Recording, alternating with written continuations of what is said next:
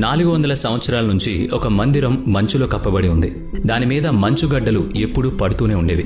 అంత పెద్ద మంచుగడ్డలు పడుతూ ఉన్న ఆ మందిరానికి ఎలాంటి డ్యామేజ్ జరగలేదు. అలా చాలా సంవత్సరాల తర్వాత మంచు కరగడంతో ఆ మందిరం బయటపడింది. అప్పుడు సైంటిస్టులు అలాగే జియాలజిస్టులు ఈ మందిరాన్ని చూసి ఆశ్చర్యపోయారు. ఈ మందిరాన్ని దర్శించడం వల్ల మోక్షం లభిస్తుంది అని అందరూ చెప్పుకుంటూ ఉంటారు. మహాభారతం చివరిలో స్వయంగా మహాదేవుడే ఇక్కడ ప్రత్యక్షమై పాండవులకి స్వర్గానికి మార్గం చూపించాడు. శివుడి యొక్క 12 జ్యోతిర్లింగాలలో ఈ మందిరం ఒకటి. దీన్ని శ్రీ కేదార్నాథ్ టెంపుల్ అంటారు. ఇది హిమాలయ పర్వత ప్రాంతాల్లో కొలువై ఉంది. ఈ టెంపుల్ కి సంబంధించి ఎన్నో రహస్యాలున్నాయి. ఈ రోజు వీడియోలో వాటి గురించి మాట్లాడుకుందాం. ఉత్తరాఖండ్లో రుద్రప్రయాగ్ అనే చిన్న నగరం ఉంది.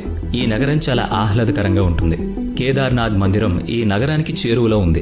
భారతదేశంలో ఉన్న అత్యంత పురాతన ధార్మిక స్థానాల్లో కేదార్నాథ్ టెంపుల్ కూడా ఒకటి. కేదార్నాథ్ టెంపుల్ గురించి మొట్టమొదటిసారి 7వ శతాబ్దంలో స్కంద పురాణంలో రాయబడింది. నిజానికి ఈ మందిరం ఎంత పురాతనమైందో ఇప్పుడు మీకు అర్థమయ్యే ఉంటుంది.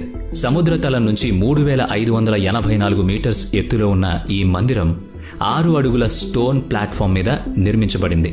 ఈ మందిర ఆవరణలో ఒక అందమైన నంది శిల్పం ఉంటుంది. నందికి ఎదురుగా మందిరం యొక్క ముఖ్య భాగం ఉంటుంది. ఈ ముఖ్య భాగంలో ఒక పెద్ద మండపం నిర్మించబడింది. ఈ మండపం మధ్యలో గర్భగుడి ఉంది. ఈ గర్భగుడిలో పిరమిడ్ షేప్ లో ఉన్న ఒక శివలింగం కొలువై ఉంది. ఇలాంటి